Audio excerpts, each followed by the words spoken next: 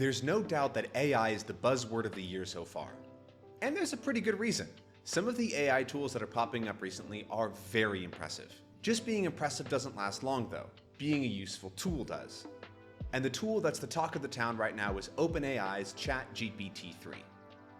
In this video, I'm going to show you some easy ways that you can use ChatGPT, or really any other AI chat tool, to improve at your target language.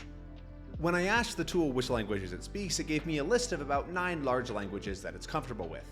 However, I've heard that you can use basically anything and it can respond in a lot of them. So if you think your language might not be supported, I recommend you try it out to see. What I think is the coolest thing about chatting with a bot is that you can only ask it to respond in your target language while you get to use your native language. ChatGPT is the best crosstalk partner because it understands you perfectly and will always give you your target language to read. All you need to do is ask it to only respond in French, and it will. This is fantastic for people who don't really want to practice their output or don't feel comfortable yet, while still allowing you to have a good conversation in your target language. Now, let's look at 3 different activities that you can do with the bot, either as crosstalk or fully in your target language. Sometimes thinking of things to talk about can be tough. If you don't have somewhere to start, your mind can just go. So, summarizing movies, books, TV shows that you've recently engaged with can improve the quality of your immersion and give you a way to practice using the language. When you're just watching something passively, you might not actually be paying as much attention as when you're engaged because you're thinking about how you're going to summarize it.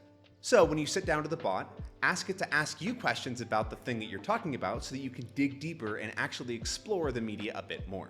This is a surprisingly fun and engaging way to chat with the bot, and you get more out of your immersion, so it's a win-win. Another thing that can be easy to forget about are your hobbies.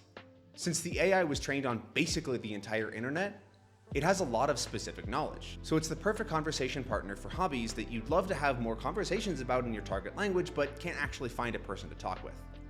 For example, I had a lovely little chat about board games in Spanish just the other day.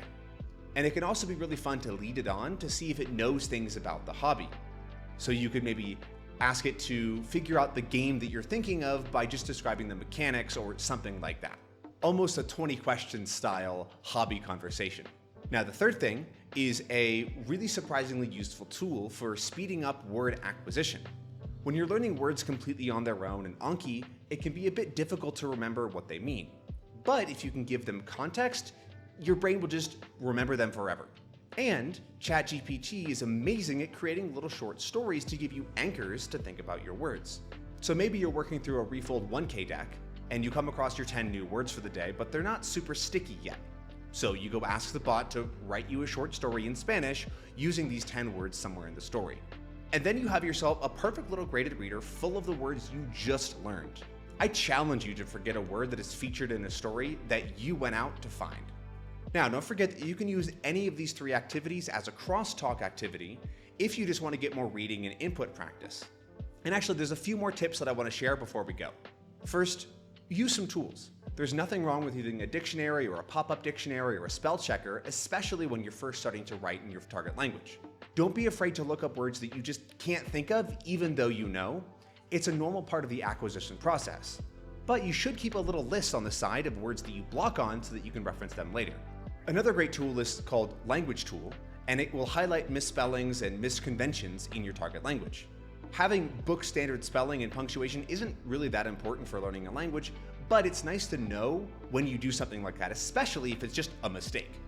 I'm sure you've all sent a text with a misspelling that you wish you just fixed. And a cool thing about Language Tool is that it works for like every language ever. Okay, well 30, but that's a lot. And my last tip is not to be ignored. You should be mining the things that you come across that you think are useful. I don't care how you do it. It can be a pen and paper, a Google Doc, or my suggestion is to use VocabSieve. But you should be saving words that you can learn and sentences that you like and places where you're corrected or the words that you block on. Being able to go back and practice and improve on specific areas of your language is so invaluable. And extra bonus points if you cover those things with a native speaker in a lesson or just over text and ask them about how natural they sound. ChatGPT is amazing, but it's not always right. If you see something that looks a little off, try to ask a native speaker. Whether you or the bot was right or wrong, it'll turn into an unforgettable learning experience. It's pretty amazing that tools this valuable are 100% free to use. I highly recommend you give it a shot. In fact, go try out ChatGPT right now in your target language, and then come back to this video and comment on how it went. Let us know if it was able to respond in the correct language and what activity you tried. Thanks for watching and, as always, happy immersing.